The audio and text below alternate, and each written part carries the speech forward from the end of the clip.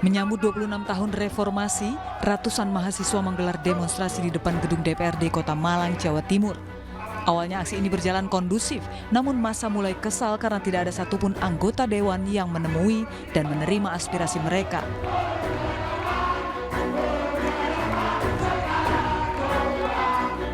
Massa pun mulai memaksa masuk ke dalam gedung. Massa juga membakar ban di depan gedung. Beberapa mahasiswa mulai memanjat pagar gedung dewan yang ditutup dan dijaga oleh kepolisian. Mereka masuk ke dalam halaman gedung DPRD. Dan akhirnya setelah aksi berlangsung 2 jam, massa berhasil masuk ke dalam gedung dewan, kemudian membacakan tuntutan mereka. Tuntutan sekaligus mosi tidak percaya. Selain menyuarakan 26 tahun reformasi, massa juga menyinggung soal UKT mahal. Mereka meluapkan kekecewaan pada pemerintah yang disebut tidak ikut mencerdaskan kehidupan bangsa. Dalam aksi ini ada 9 tuntutan mahasiswa, diantaranya penguatan kembali lembaga KPK, tolak revisi Undang-Undang Penyiaran, hingga menolak komersialisasi dan liberalisasi pendidikan. Dari Malang, Jawa Timur, Denny Irwansyah, iNews melaporkan. Listrik rumah warga di Kabupaten Baru, Sulawesi Selatan dan 1 unit angkot di Jawa Tengah habis terbakar. Sementara itu 5 petak kontrakan di Tarakan, Kalimantan Utara juga hangus terbakar.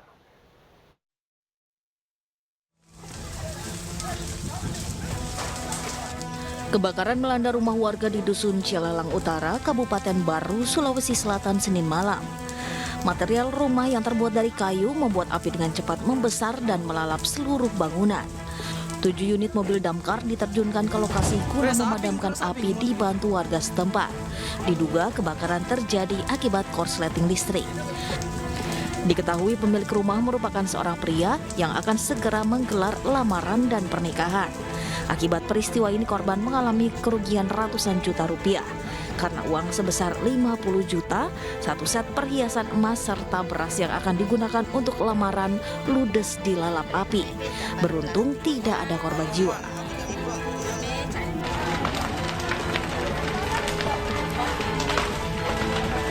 Selasa siang, 5 petak kontrakan di Kelurahan Kampung 1, Tarakan Tengah, Kalimantan Utara hangus terbakar. Peristiwa tersebut pun membuat panik warga sekitar lantaran khawatir api menjalar ke bangunan sekitar.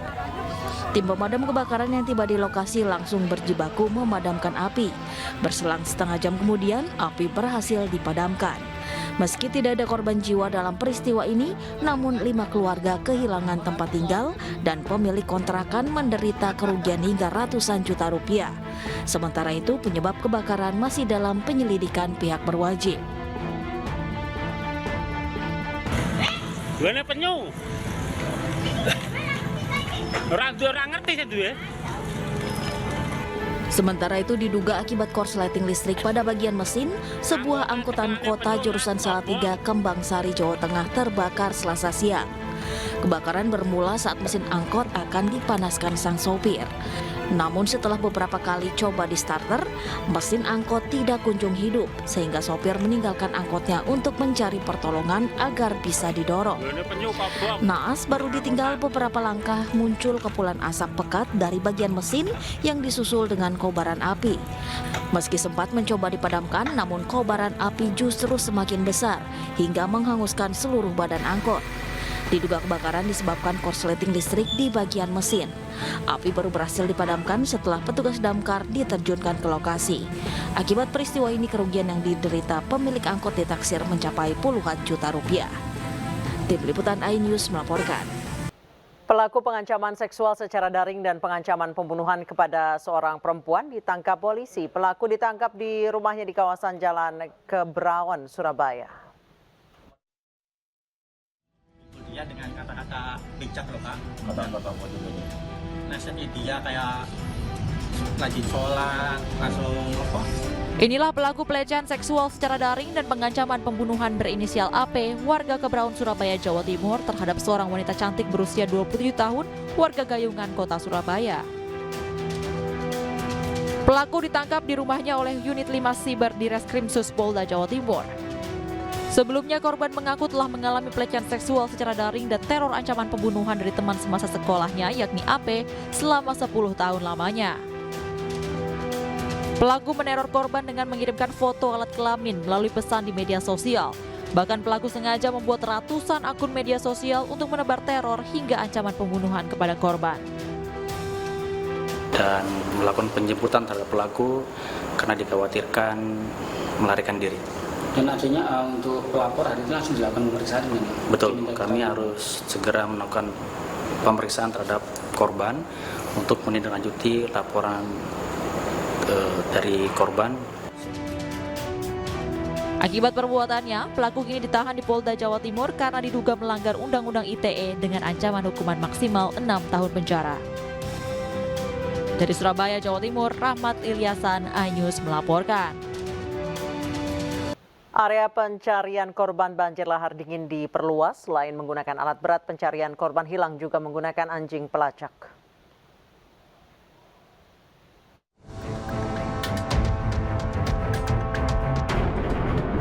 Tim gabungan yang terdiri dari Basarnas, BPBD, TNI, dan Polri memperluas pencarian korban hilang akibat banjir lahar dingin Gunung Merapi, Sumatera Barat.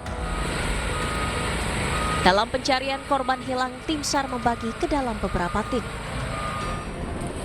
Satu tim akan difokuskan melakukan pencarian di daerah Padang Gantiang, Tanah Datar, dengan menyusuri aliran sungai hingga Kabupaten Sijungjung. Sementara itu, satu tim juga dikerahkan untuk menyisir wilayah Parambahan.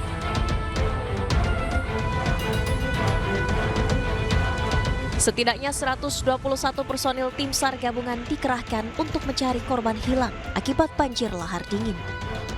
Selain menggunakan alat berat, tim SAR juga mengerahkan anjing pelacak untuk memaksimalkan pencarian para korban. Korban yang di Lembah Anai ini banyak warga Tanah Datar. Dan pencarian temuan terakhir itu sampai ke Muara Anai, Batang Anai. Itu sudah sampai mau ke laut. Tentunya itu masih dalam pencarian oleh tim gabungan. Tim SAR harus bekerja ekstra keras dalam proses pencarian karena beratnya medan. Selain itu, perubahan cuaca dan material lumpur menyebabkan alat berat tak bisa digunakan untuk evakuasi material.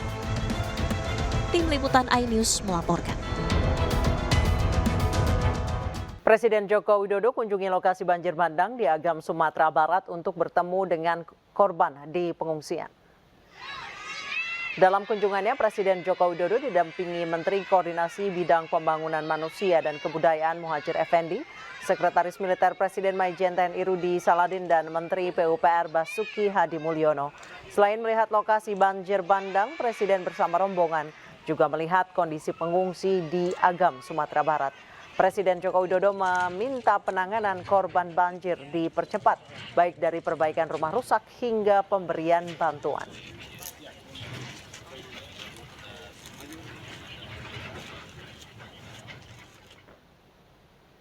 Sementara itu, 625 rumah rusak akibat peristiwa banjir bandang dan lahar dingin Sumbar, termasuk 159 diantaranya rusak berat. Presiden Joko Widodo menegaskan pemerintah siap membantu proses relokasi. Jokowi meminta Pemda Sumbar untuk segera menyiapkan lahan agar Kementerian PUPR bisa memulai tahapan relokasi, khususnya bagi warga yang bermukim di jalur lahar Gunung Merapi.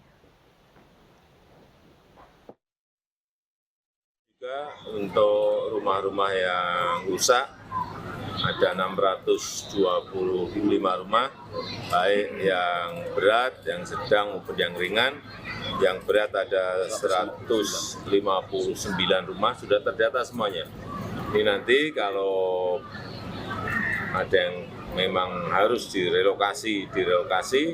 Tadi Pak Bupati, Pak Gubernur sudah menyiapkan lahannya, sehingga segera nanti ada penetapan lokasi. Kalau sudah, pemerintah pusat, Kementerian PU akan saya perintah untuk segera dimulai karena barangnya.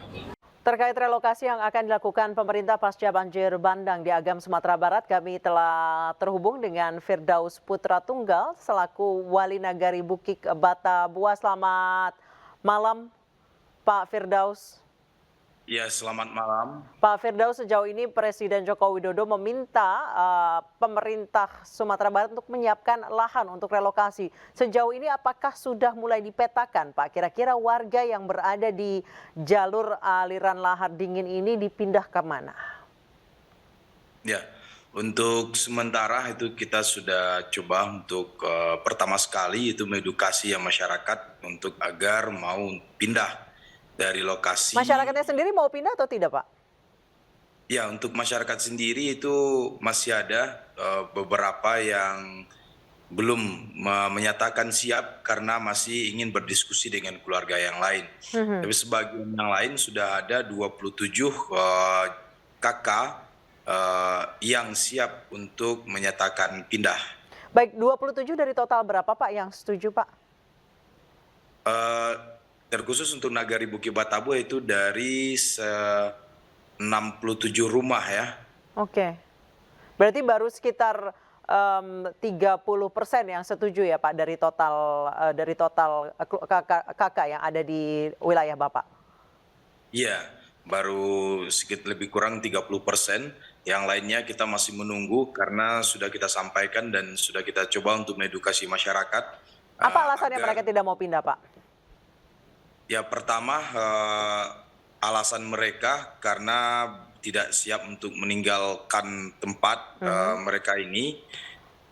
Itu pertama, dan juga harus jauh dari kampung halamannya gitu. Bapak, Pak Firdaus, untuk Nagari Bapak ini pertama kalinya terkena lahar dingin atau sudah pernah sebelumnya? Ya, dalam sejarah itu pada tahun 1972 itu juga pernah terjadi, dan 1979 juga pernah terjadi, dan dalam waktu yang berdekatan pada tahun 2024 ini, yaitu pada 5 April waktu bulan Ramadan itu terjadi, dan yang terakhir yang sekarang itu tanggal 11 Mei yang sekarang ini. Baik, setelah beberapa kali bahkan 2 kali berdekatan, warga tetap tidak mau pindah ya, Pak ya? Ya, masih ada yang tidak mau pindah karena ini kan ada yang lebih jarak atau bagi rumahnya yang tidak roboh dan atau rusak berat. Tapi sebagian yang rusak berat atau yang benar-benar berada di das daerah aliran sungai itu yang baru menyatakan siap untuk pindah. Baik, Pak Firdaus, rencana relokasi ini akan kemana? Apakah masih di dekat-dekat atau mungkin jaraknya agak jauh memang dari tempat warga biasa beraktivitas? Ya, kalau untuk rencana ini kita masih diskusi dengan Pemda Kabupaten Agam. Kalau misalkan masih dekat, insya Allah ini warga ini saya yakin akan banyak yang mau. Tetapi kalau lebih jauh dari tempat sekarang, apalagi sempat keluar dari Kabupaten Agam, ini yang mereka khawatirkan. Baik, terima kasih Pak Firdaus, Wali Nagari Bukit Batabu telah bergabung bersama kami di iNews Prime. Pemirsa, Menteri Sosial Tri Risma hari ini meninjau posko pengungsian korban banjir lahar dingin di Agam, Sumatera Barat. Risma ikut memasak gulai ayam untuk para korban.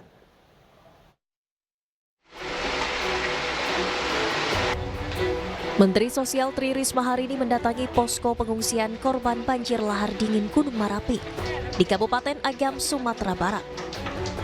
Risma memastikan ketersediaan makanan untuk para pengungsi. Risma juga membantu petugas tagana menyiapkan makanan dengan ikut memasak gulai ayam. Kepada petugas dan pengungsi, Risma meminta untuk selalu waspada, termasuk saat malam hari, sebab masih ada potensi banjir lahar dingin susulan. Makanan untuk mereka. Jadi kalau di sini sekitar 1.000, mereka masak 1.500, masih bisa kok, sepanjang bahannya bisa, kita bisa penuhi. Yang paling penting adalah kita sudah mulai menyiapkan dan sosialisasi karena ada beberapa tempat yang memang itu aliran lahar.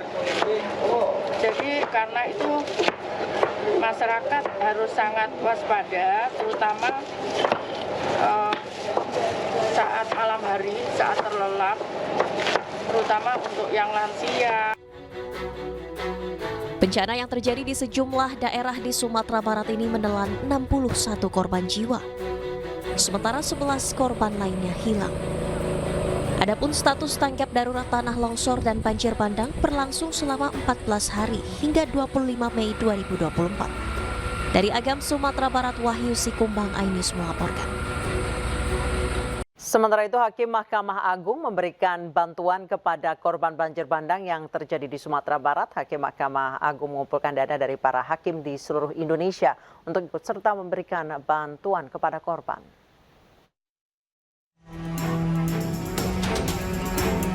Hakim Mahkamah Agung yang diwakili oleh Julius mendatangi lokasi bencana banjir bandang yang berada di Kabupaten Agam dan Kabupaten Tanah Datar, Sumatera Barat.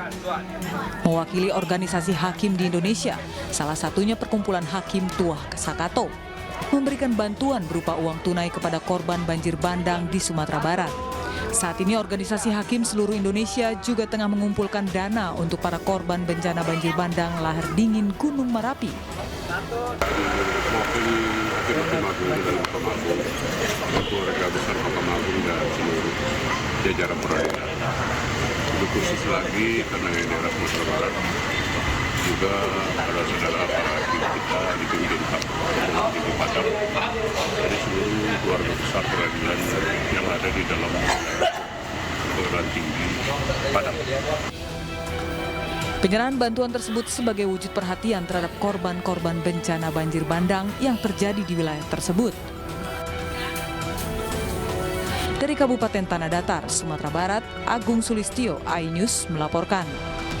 Terima kasih Anda masih bersama kami di iNews Prime. Pemirsa, jurusita Pengadilan Negeri Bandung mengeksekusi lambang klub motor BB 1% MC. Eksekusi ini sesuai dengan putusan Pengadilan Negeri Bandung.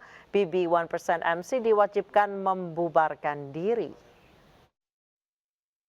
Kepada Perkumpulan Biker Brotherhood 1% MC Indonesia selaku termohon eksekusi untuk membubarkan diri.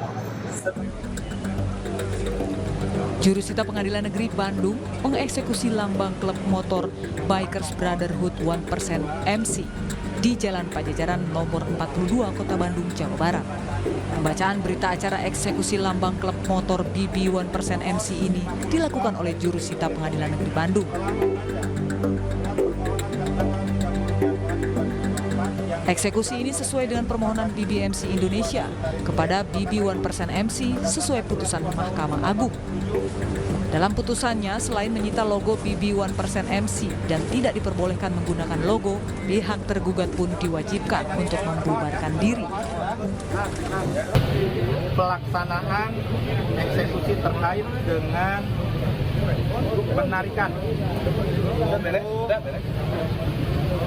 yang dilekatkan sita eksekusi yang berada di Pajajaran 42 Pasir Kaliki, Kota Bandung telah dilaksanakan dengan catatan bahwa objek tersebut sudah tidak ditemukan di lokasi tersebut. Sementara itu, salah satu pendiri BBMC Indonesia, Benny Gumelar, menuturkan perjuangan BBMC Indonesia selama 6 tahun akhirnya terbayar, di mana awalnya BB 1% MC lah yang menggugat terlebih dahulu. Dengan penuh keyakinan kami menghadapi gugatan dari mereka, karena kami yakin betul dengan apa yang jadi dasar kami untuk tetap mempertahankan apa yang menjadi hak kami. Dan kami tidak ingin apa yang kami buat dirusak oleh oknum-oknum yang ingin menguasai untuk kepentingan-kepentingan yang ya boleh dikatakan bukan untuk kepentingan organisasi secara keseluruhan kalau saya bilang. Dengan adanya eksekusi ini, maka yang berhak menggunakan logo hanya BBMC Indonesia. Dan jika ada klub motor lain yang menggunakan logo BBMC akan berhadapan dengan hukum. Dari Bandung, Jawa Barat, Diki Wismara, iNews melaporkan. Kasus pembunuhan Vina dan Eki di Cirebon, Jawa Barat terus menjadi sorotan publik. 8 dari 11 pelaku telah divonis pidana, namun kejanggalan diungkapkan warga sekitar lokasi kejadian yang menyebut proses penangkapan berlangsung sangat cepat.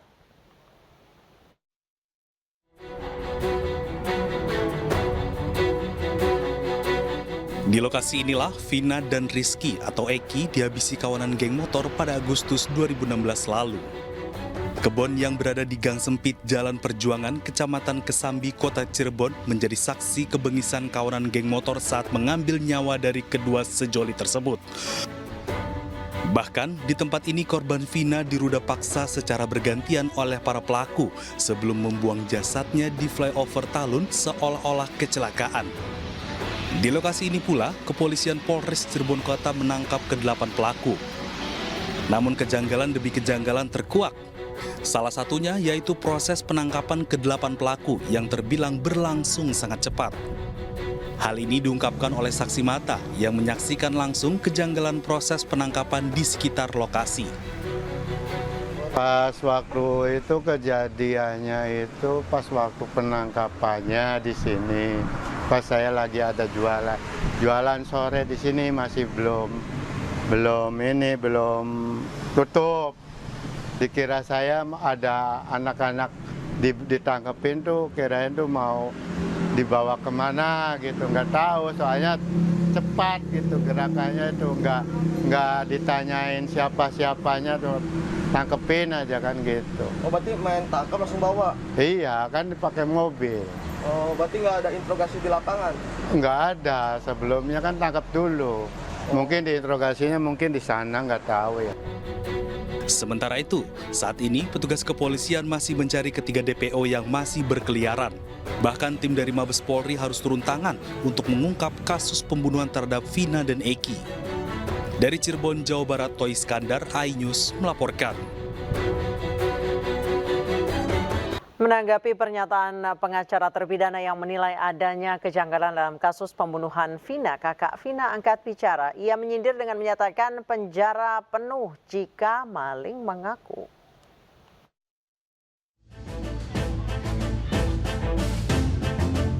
Adanya kejanggalan dalam kasus pembunuhan Vina dan Eki disangkal oleh kakak Vina, Marliana. Keluarga Vina mengaku kaget setelah ramai pemberitaan kejanggalan hingga salah tangkap terpidana dalam kasus pembunuhan Vina dan Eki. Menurutnya tak masuk akal jika terjadi kejanggalan hingga salah tangkap pelaku, karena bukti yang ada cukup lengkap. Kaget pasti. Kagetnya gimana, Mbak? Kagetnya nggak nyangka atau bagaimana? Nggak nyangka ya, bukti sudah ada tapi mereka mengelak. Kagetnya di situ sih. Termasuk yang informasi salah tangkap itu? Iya. Bukti apa sih Mbak yang merasa menurut Mbak kuat tuh Mbak? Otopsi. Iya, tapi kan mereka juga menyangkal bahwa tidak ada penusukan Mbak. Itu gimana tanggapannya? Kalau itu kan mereka bilangnya hanya di korban yang laki-laki. Kalau korban yang perempuan itu kan terdapat benda tajam itu. Oh ada. Sebelumnya terdapat berbagai kejanggalan dalam kasus pembunuhan Vina dan Eki yang diungkapkan kuasa hukum terpidana. Bahkan kuasa hukum terpidana meyakini penangkapan terhadap 8 tersangka adalah salah tangkap. Dari Cirebon, Jawa Barat, Toy Iskandar, iNews melaporkan. Sebelumnya gelombang unjuk rasa mahasiswa menolak kenaikan uang kuliah tunggal terjadi di berbagai perguruan tinggi negeri. Mereka memprotes kenaikan UKT yang dinilai memberatkan mahasiswa.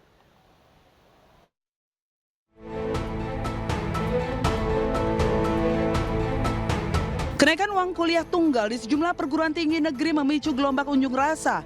Mahasiswa menolak kenaikan UKT yang dinilai fantastis, bahkan hingga 5 kali lipat dan tanpa informasi yang memadai. UKT adalah biaya yang dibayarkan mahasiswa di suatu PTN di tiap semesternya.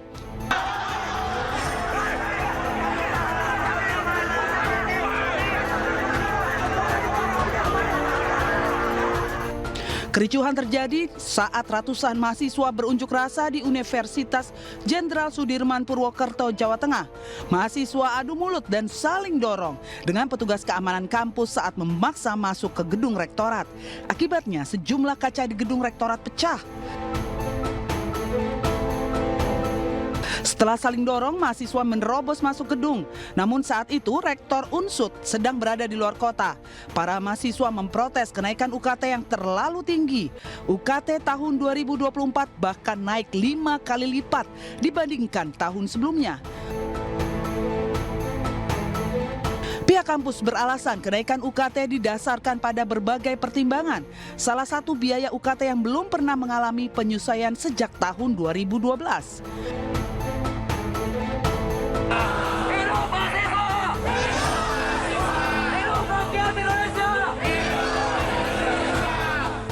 Ratusan mahasiswa ITB menggeruduk gedung Rektor ITB di Jalan Sulan Jaya, Kota Bandung, Jawa Barat. Aksi ini sebagai penolakan mahasiswa terhadap skema pinjaman online untuk membayar uang kuliah tunggal atau UKT yang dinilai semakin mahal.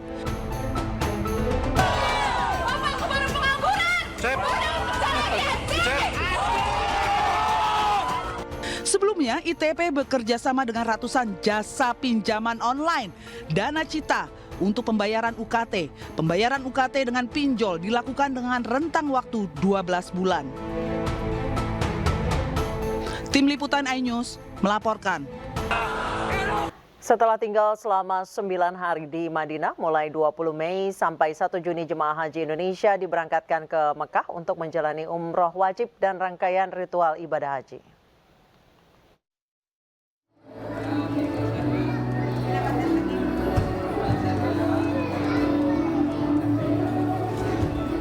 Sedikitnya 8 kloter dan lebih dari 3.000 jemaah haji Indonesia telah tiba di Mekah dari Madinah. Salah satunya kloter JKG 01 dengan jemaah 392 orang yang tiba di Hotel Al-Gader, Mekah. Walau kelelahan, tapi wajah-wajah cerah jemaah penuh semangat terlihat ketika mereka disambut hangat. Sementara jemaah lansia segera mendapatkan bantuan yang dibutuhkan. Ya benar ya gitu. Ya, alhamdulillah. Bimbingnya gitu ya. Ya, Pak. Pada Allah Subhanahu wa taala ya. Ya. Sampai bimbingan. Enak semuanya. Rombongan jemaah ini merupakan bagian dari gelombang pertama jemaah haji yang mendarat di Madinah pada 12 Mei lalu.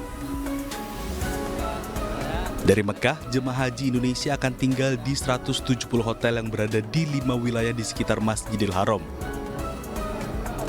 Dari Makkah, Arab Saudi, Sud Nur Fadli, iNews melaporkan. Sampah membawa berkah. Inilah yang tercermin dari kisah pasangan suami istri di Mojokerto. Pak Sutri yang merupakan pemulung ini akhirnya bisa berangkat pergi haji.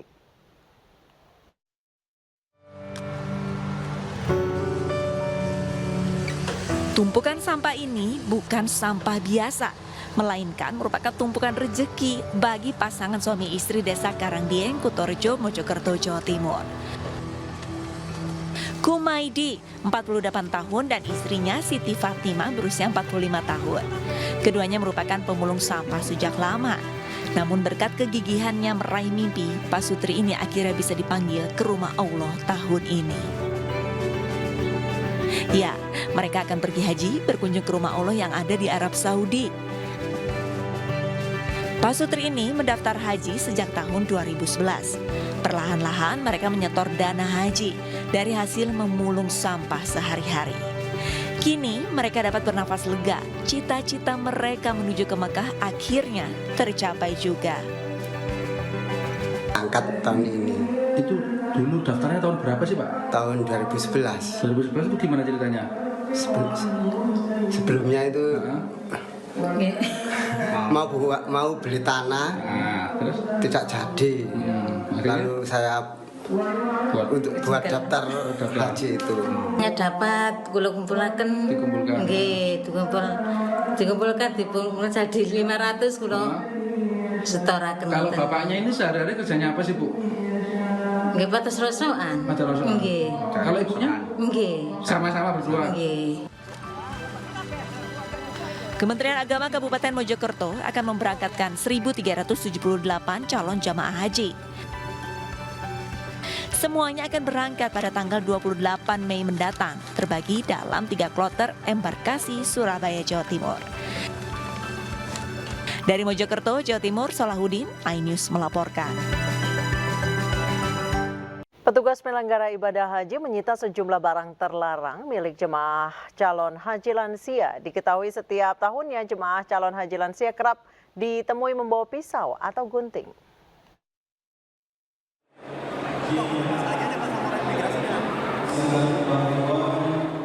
Petugas penyelenggara ibadah haji bidang aviation security melakukan pemeriksaan barang milik jemaah calon haji yang akan memasuki aula Madinatul Hujjats Asrama Haji Embarkasi Medan, Sumatera Utara. Sebelum menaiki bus, petugas embarkasi Medan menyita sejumlah benda tajam seperti gunting dan pisau milik jemaah calon haji yang ditemukan saat pengecekan. Meski sudah diinformasikan mengenai benda apa saja yang dilarang untuk dibawa, namun hingga kini petugas masih menemui jemaah calon haji terutama kategori lansia yang masih ditemukan barang-barang yang tidak boleh dibawa jemaah. Dalam penerbangan internasional, penumpang juga tidak diperkenankan membawa cairan aerosol maupun gel yang melebihi batas maksimal 100 ml. Hal-hal yang sering kita temui di sini yaitu jemaah-jemaah umroh yang pada umumnya lansia itu mereka ada yang membawa terkait dengan pisau cutter ataupun gunting, jadi ataupun cairan-cairan lainnya itu memang sesuai dengan aturan harus diletakkan di sini gitu Pak. Petugas penyelenggara ibadah haji menghimbau keluarga jemaah calon haji untuk dapat mengingatkan untuk tidak membawa benda tajam dan barang lainnya yang dilarang untuk dibawa. Dari Medan, Sumatera Utara, Ahmad Ridwan Nasution, iNews melaporkan. Pemirsa, Allah memampukan setiap umatnya yang akan diundang ke rumahnya di Arab Saudi. Sepasang suami istri pemulung sampah akhirnya bisa berangkat haji setelah menabung selama 28 tahun. Dengan giat, pria ini mencari sampah untuk memenuhi kebutuhan sehari-hari. Namun tak ada yang menyangka, Rusman Narjo dan istrinya, Ponisih Kamet, warga Dusun 4 Deli Serdang, Sumatera Utara, ternyata sudah terdaftar untuk pergi haji tahun ini. Pasangan suami istri ini merupakan pemulung sampah plastik di desanya dan di sekitar. Jerih payahnya menabung selama 28 tahun, kini berhasil membawanya ke Tanah Suci untuk menunaikan ibadah haji. Keduanya mendaftar haji pada tahun 2012. Mereka menabung sejak tahun 1996 dengan nominal Rp50.000 hingga Rp300.000 per bulannya. Saat pemanggilan keberangkatan, kekurangan hajinya pun dibantu anak-anaknya yang sudah besar dan sudah bekerja. 23 akhir, awal 2024 itu, pihak Departemen Agama mengumumkan ONH 51 sekian zona 2. Kami musyawarah sama orang rumah kan, tabungan kita, nasib kita ya. Rupanya alhamdulillah karena kita niatnya suci, anak banyak. Udah Pak, saya yang nutupi Pak kekurangan itu Pak, cuma segitu aja. Alhamdulillah saya bersyukur itu, karena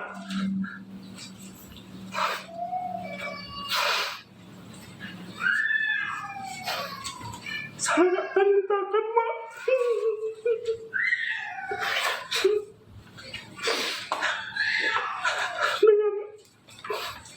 Penghasilan yang pas-pasan itu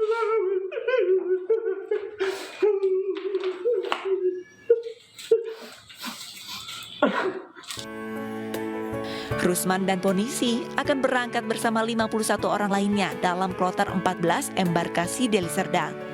Mereka akan berangkat pada tanggal 27 Mei mendatang. Pasutri ini berharap perjalanan haji mereka lancar dan dapat kembali ke Tanah Suci menjadi haji yang mabrur. Dari Deli Serdang, Sumatera Utara, Amiruddin, iNews melaporkan. Pemirsa, ribuan jemaah umrah diketahui tidak pulang ke Indonesia. Jemaah umrah ini diduga berniat melanjutkan ibadah haji tanpa visa resmi. Komisi 8 DPR RI menerima laporan adanya ribuan jemaah umroh yang belum pulang ke Indonesia. Mereka disinyalir hendak melanjutkan ibadah haji tanpa visa yang resmi. Ribuan jemaah haji itu dikhawatirkan akan diamankan oleh otoritas Arab Saudi yang sedang memperketat pengawasan untuk jemaah haji. Hal itu dinilai bisa saja terjadi jika otoritas Arab Saudi mendapati ribuan jemaah tersebut melanggar aturan haji. Pemerintah melalui Kementerian Agama diminta untuk memantau secara ketat informasi tersebut sebelum ribuan jemaah haji Indonesia terkena masalah di Arab Saudi.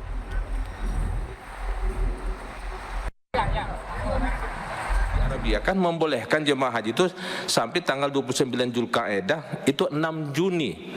6 Juni itu sudah 4 hari lagi, 5 hari lagi sudah Arafah. Jadi kalau jemaah haji, bayangkan jemaah haji yang tiap dulu dia kecil bagaimana sih haji, tiba-tiba dia umroh tanggal 6 Juni masih dia tergoda untuk pergi haji. Nah ini masalah baru. Kalau yang umroh yang overstay, sebetulnya dia nggak overstay secara hukum, karena dia dapat visa 3 bulan. Oke, Saudi bilang kamu harus keluar gitu, dia nggak keluar, berarti kan overstay. Dia tinggal di Saudi. Tiba-tiba ada katakan mereka puluhan ribu akan mengurangi space-nya jemaah reguler. Nah ini Kementerian Agama harus mengantisipasi gimana caranya. Apa harus membuat satpam di apa itu di kemah-kemah itu supaya nggak memasuki ini. Sebab gini, kalau jemaah sudah datang sana, orang sudah sama-sama haji. Katakanlah satu dari Tapanuli Utara, dia haji sana tapi pakai visanya visa umroh, nggak ada tandanya kan. Kita nggak rela juga ngusir dia, ini kan tanah Allah kan gitu ya. Kita jadi ribut kan.